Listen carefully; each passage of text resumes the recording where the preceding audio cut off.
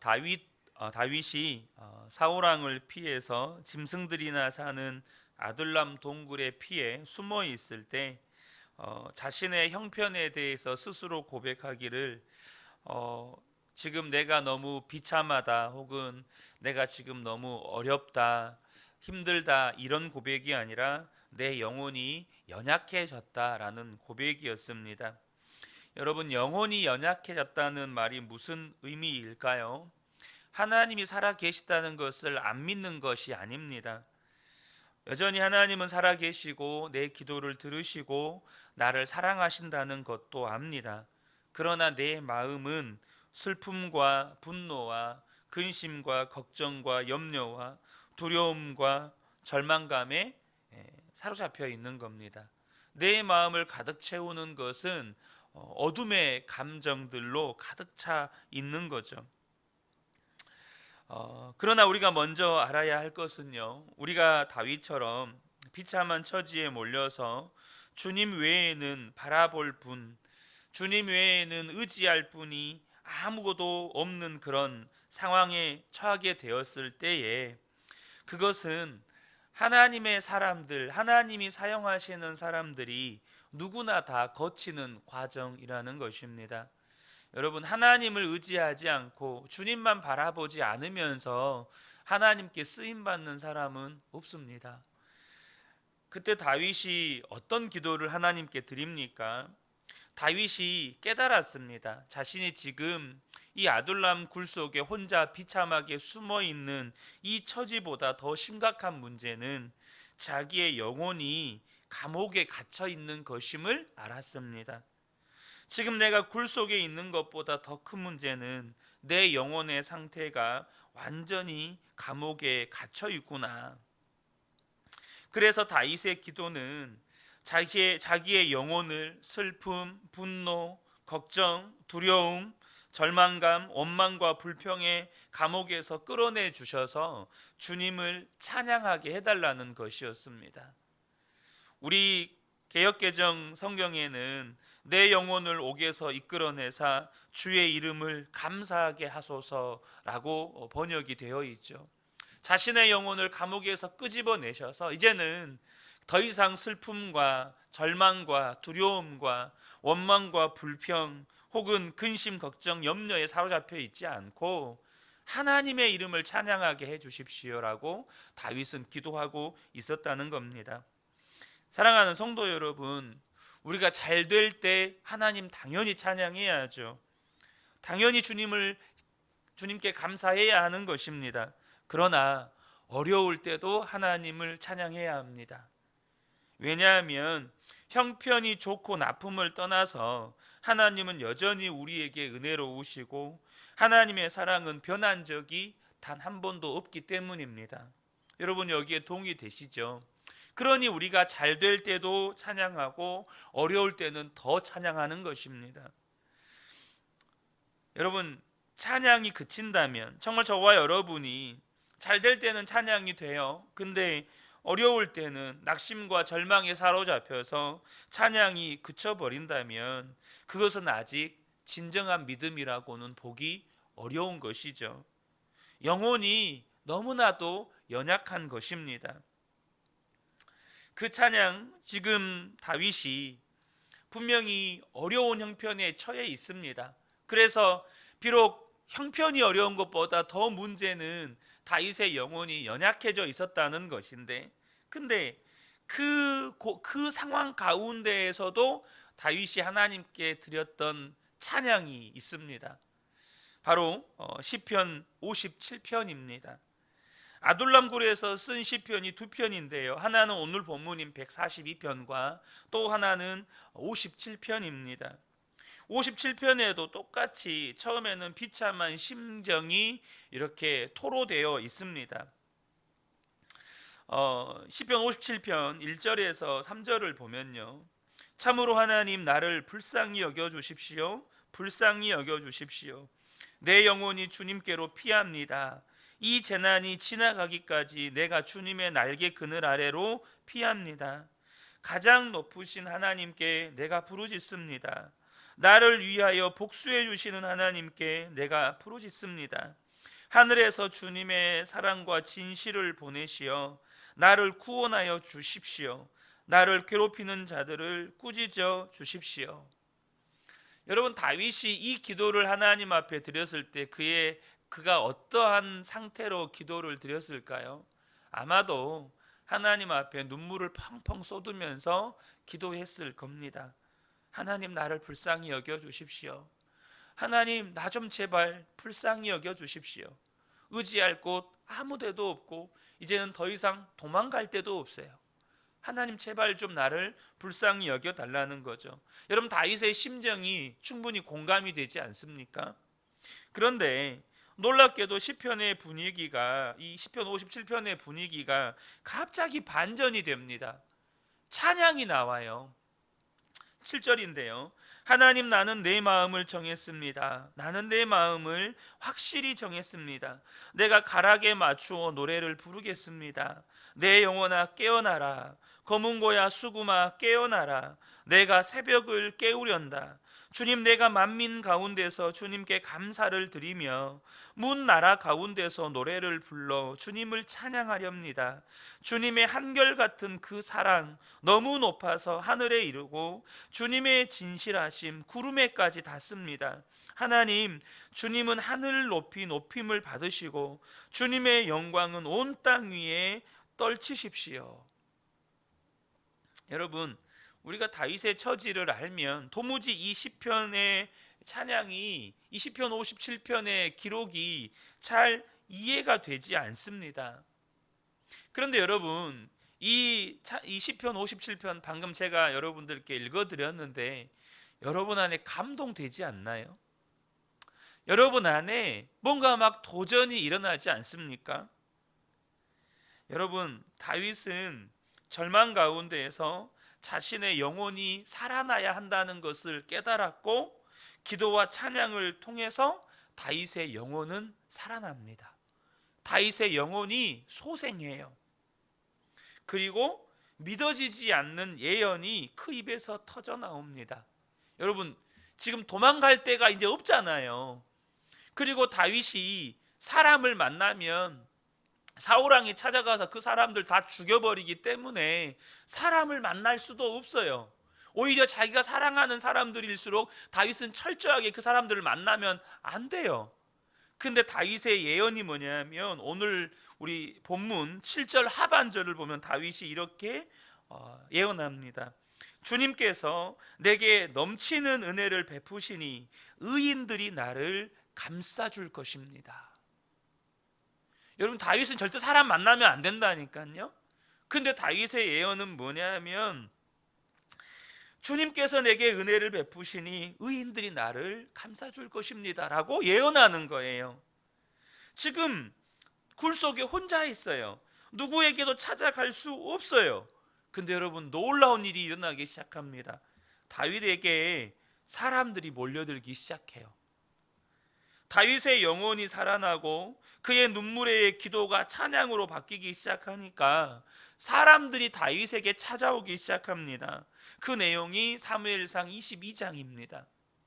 사무엘상 22장 1절과 2절을 보면 그러므로 다윗이 그곳을 떠나 아둘람 굴로 도망하매, 자, 도망갔어요. 그 도망간 사이에 무슨 일이 있었을까요? 그 도망가서 무슨 일이 있었을까요? 오늘 시편 142편과 시편 57편의 사건이 있었습니다. 다윗이 도망가서 영혼이 약해질 대로 약해져서 슬픔과 두려움과 근심과 염려와 원망과 분노와 그 절망에 완전히 사로잡혀 있었는데 그 영혼이 죽었다는 것을 깨닫고 다윗이 다시금 하나님 앞에 기도합니다. 주님, 내 영혼을 감옥에서 끄집어내셔서 주님의 이름을 찬양하게 해주십시오. 하나님은 그 기도에 응답하시고 다윗의 영혼을 살려주십니다. 다윗의 영혼을 살려주시니까 다윗의 입에서 뭐가 시작이 됩니까? 찬양이 시작이 됩니다. 그리고 믿음으로 예언을 하게 됩니다. 믿음의 선포가 있게 돼요. 그리고 사무엘상 22장 다윗이 도망함에 그 다음에 이제 무슨 일이 일어납니까? 그의 형제와 아버지의 온 집이 듣고 그리로 내려가서 그에게 이르렀고 환난당한 모든 자와 빚진 모든 자와 마음이 온통한 자가 다 그에게로 모였고 그는 그들의 우두머리가 되었는데 그와 함께한 자가 400명 가량이었더라. 여러분 놀랍지 않습니까? 지금 다윗이 그 도망쳐 다니는 기간에 썼던 시편들이 곳곳에 있거든요. 근데 그 시편을 보면은 다윗에게 은혜를 입었던 사람들이 다윗을 피합니다. 오히려 다윗을 배신해요. 그런 기록들도 있어요. 근데 여기에 있는 400여 명의 사람들은 스스로 몰려듭니다. 다윗에게 찾아와요. 그 사람들이 바뀌었기 때문입니까? 아닙니다. 다윗의 영혼이 살아나서 그 입에서 감사와 찬양이 시작이 되고 그 입에서 믿음의 선포가 시작되었기 때문입니다. 다윗에게 몰려든 사람들, 그 사람들은 사울의 통치 아래에서 원통한 자들, 억울한 자들, 비참한 사람들이었습니다. 네게부 사막 아둘람 굴에 다윗이 숨어 있다는 말을 듣고 무려 400명이나 되는 사람들이 다윗을 찾아왔습니다. 여러분, 그들은 다윗이 시험 봐서 뽑은 사람들이 아니에요. 환난당하고 빚져서 억울하고 원통했던 그런 한 맺힌 사람들이 그냥 몰려들었습니다. 그런데 나중에 그 사람들이 다윗의 휘하에 유명한 용사들이 되고 다윗의 왕국의 기둥들이 됩니다. 그들과 다윗 사이에 있었던 유명한 일화가 있습니다. 한 번은 다윗이 베들레헴에 있을 때 이 블레셋과 싸움이 일어났어요. 그런데 다윗이 있었던 곳은 이렇게 산 위에 있고 블레셋 사람들은 이 베들레헴 밑에 차지하고 있었어요. 문제는 뭐냐면 산 위에 있다 보니까 물이 떨어진 겁니다. 다윗이 목이 말라서 정말 죽을 것 같아서 혼잣말로 그냥 누가 나를 위해서 저 베들레헴 성문 곁에 있는 우물물을 떠서 마시게 할까? 그냥 혼잣말로 그냥 그 말을 한 거예요. 이 우물은 이 블레셋 진영에 있으니까. 그런데 부하들이 그걸 들어버렸어요. 그리고 3명의 장수가 블레셋 진영으로 목숨을 걸고 들어갑니다. 그리고 자신의 죽은 다윗을 위해서 물을 길러 가져와서 다윗에게 바칩니다. 다윗은 그것을 마실 수가 없었습니다. 왜요? 그것은 자기 부하들의 피였어요. 피. 자기 부하 장수들의 피였습니다. 그래서 마실 수가 없었어요. 그래서 여호와의 제단에 가서 그 물을 붓습니다. 여러분 정말 감동되지 않습니까? 다윗을 그 모여든 사람이 다윗의 그냥 혼잣말로 너무 힘드니까 정말 목마르다, 힘들다. 근데 그 다윗의 탄식 소리 한마디를 그냥 지나 듣고 목숨을 걸어버려요. 다윗을 위해서 목숨을 바쳐버립니다. 그런 끈끈한 정말 관계가 됩니다. 그 관계가 어디에서 시작이 됩니까? 바로 아둘람 동굴이었습니다. 아둘람 동굴에서 이 놀라운 이 관계가 만들어진 겁니다. 여러분 분명히 아둘람 굴은 그 시작은 다윗에게 너무나도 비참했습니다. 그러나 다른 한편으로는 엄청난 축복의 자리였습니다. 다윗의 왕국이 거기에서 시작된 거예요. 여기에 놀라운 메시지가 있습니다. 하나님께서 성도들에게 때때로 정말로 너무나도 힘든 고난을 허락하십니다. 그런데 하나님은요, 그 고난을 그냥 허락하시는 게 아니고 하나님의 백성들을 놀라운 하나님의 사람으로 빚으시기 위해서 사용하시려고 그 고난을 허락하신다는 겁니다. 하나님의 사랑의 하나님이시고 분명히 축복의 하나님이시고 언제나 우리와 함께 하시는 하나님이시지만 동시에 하나님은 당신이 사랑하시는 성도들에게 고난도 주시는 하나님이십니다. 여러분 기억하십시오. 그 고난 속에서 하나님이 우리를 지키십니다. 우리의 영혼을 지켜주세요. 그래서 하나님이 허락하지 않으면 악한 자가 절대 우리를 해치지 못합니다. 예수님께서 이 땅에서 공생의 사역을 하실 때 천국 복음을 전하고 다니시면서 이 당시의 유대인 지도자들이 예수님을 얼만큼 잡아 죽이려고 했습니까? 하지만 하나님의 때가 아니니까 누구도 예수님을 해할 수가 없었습니다. 하나님의 때가 되어서 예수님을 십자가에 내어주실 때가 되었기에 예수님의 몸에 손을 댈 수 있었던 겁니다.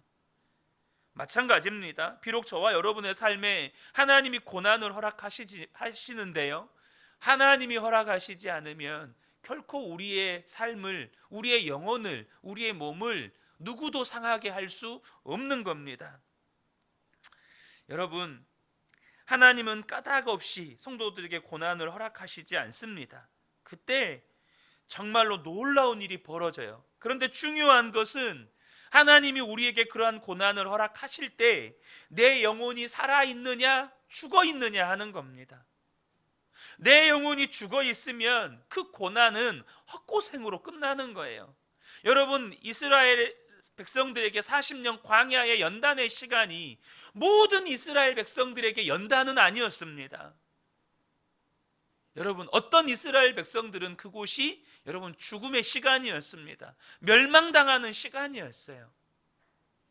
그러나 20세 이하로 출애굽할 때 20세 이하 된 자들, 그리고 그곳에서 여전히 영혼이 살아서 믿음으로 하나님을 바라본 사람들은 여러분 그 40년 광야 생활이요, 하나님이 말씀하시면 뒤도 돌아보지 않고 요단강으로 뛰어들고, 하나님이 말씀하시면 요단강은 가로막혀져 있고 앞에는 여리고성이 있음에도 불구하고 그냥 할례를 행하고, 하나님이 말씀하시면 아무 말 없이 그냥 여리고성을 믿음으로 돌고, 그런 정금과 같은 사람으로 바뀌는 겁니다. 여러분, 저와 여러분이 영원히 살아있으면 고난의 시절이 놀라운 축복의 기간이 되는 겁니다. 여러분, 다윗이 골리앗을 만난 것이 불행입니까? 축복입니까? 우린 당연히 지금 축복입니다라고 말할 수 있지만 소년 다윗에게 여러분 얼마든지 불행일 수 있죠. 딱 죽기 좋은 때 아닙니까? 그냥 죽기 좋은 때예요. 그냥 칼질 한 번이면 다윗 죽습니다. 여러분, 그러나 다윗의 영혼이 살아있으니까 골리앗과 싸운 것이 민족의 영웅이 되는 계기가 됩니다. 다윗이 아둘람 굴에서 그렇게 비참하게 숨어든 것이 불행입니까? 축복입니까? 무엇을 말씀하는 겁니까? 여러분, 다윗의 영혼의 상태에 달려 있었습니다. 다윗의 영혼이 감옥에서 벗어나니까 아둘람 굴은 다윗의 왕국을 시작하는 기반이 되었습니다. 사랑하는 성도 여러분, 우리가 아무리 비참한 처지에 있다 하더라도 정말 놓치지 말아야 할 것이 영혼의 상태입니다. 나는 여전히 믿음과 소망과 사랑으로 사는가? 나는 여전히 평안과 기쁨과 감사가 내 속에 있는가? 아니면 내 속에는 불평과 원망과 두려움과 근심과 염려와 걱정과 사람에 대한 분노와 원망과 불평과 미래에 대한 절망감에 사로잡혀 있는가? 여러분, 저와 여러분이 분명하게 분별하셔야 합니다. 우리의 영혼이 살아나면, 감옥에서 우리의 영혼이 벗어나면 우리의 삶의 지경 자체가 달라지는 겁니다. 바울과 실라가 예수님을 전하다가 빌립보 감옥에 갇히게 되었습니다. 정말로 무자비하게 매를 맞고 지하 감옥에 던져졌습니다. 그 몸이 감옥에 갇혔습니다. 그러나 그곳에서 바울과 실라가 하나님께 기도하고 찬송합니다. 그 바울과 실라의 기도와 찬송 소리를 죄수들이 다 들었습니다. 분명히 그 밤에 바울과 실라는 감옥에 갇혀 있었어요. 하지만 바울과 실라의 영혼은 감옥에 갇혀 있지 않았습니다. 그들의 영혼은 자유했습니다.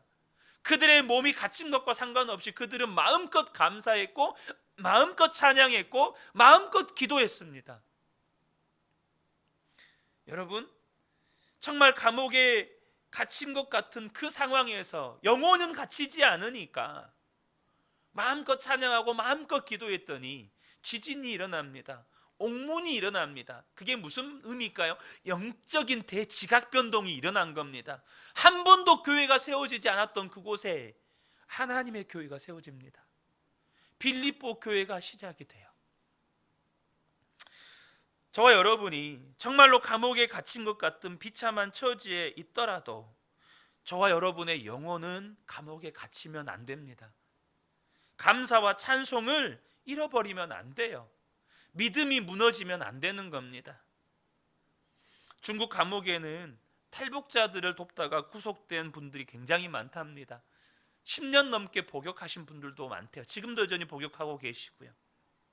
그래서 중국 감옥의 현실이 아주 어려운데요, 감옥에 있으면서 그냥 갇혀 지내는 게 아니라 무서운 중노동을 해야 한답니다. 탈북 사역을 하면서 200명 이상의 탈북민을 구출하다가 구속되어서 20년형 이상을 선고받은 목사님이 계십니다. 그런데 1년 10개월 만에 석방되었습니다. 그런데 그분이 하는 말이 감옥에서 너무 많은 은혜를 받았다는 거예요. 그동안에 중국에서 탈북자 구출하는 일을 끊임없이 하느라 열심히 사역은 했지만 주님과 온전히 교제하는 시간은 거의 갖지 못했다는 거예요.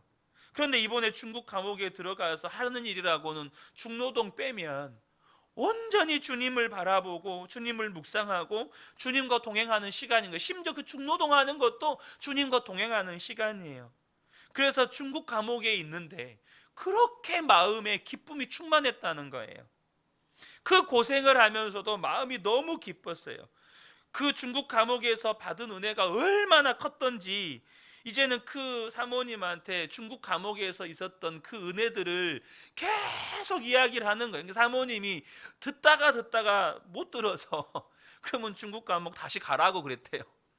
거기가 그렇게 은혜가 충만하면 거기 다시 가라고. 그랬더니 목사님이 하는 말이 즉시 가겠다고 그랬다는 거예요. 난 가고 싶다고. 여러분, 도대체 이 목사님에게 어떻게 그런 역사가 있었을까요? 몸은 감옥에 갇혔지만 영혼은 감옥에 갇히지 않은 거예요. 그런데 이 시대에 너무 많은 그리스도인들이 몸은 감옥에 안 갇혔는데, 몸은 너무나도 자유한데 영혼은 감옥에 갇혀서 살아가는 성도들이 너무 많아요. 슬픔의 감옥, 원망의 감옥, 분노의 감옥, 좌절과 절망의 감옥, 정말로 두려움의 감옥에 갇혀 사는 성도들이 너무 많아요. 사랑하는 성도 여러분, 제가 어제 예수통일기를 썼는데 이 말씀을 통해서 하나님께서 저에게 새로운 기도 제목을 주시는 것 같았어요. 정말로 내가 붙잡고 우리 그은혜교회 성도들을 위해서 기도해야 할 기도 제목이구나.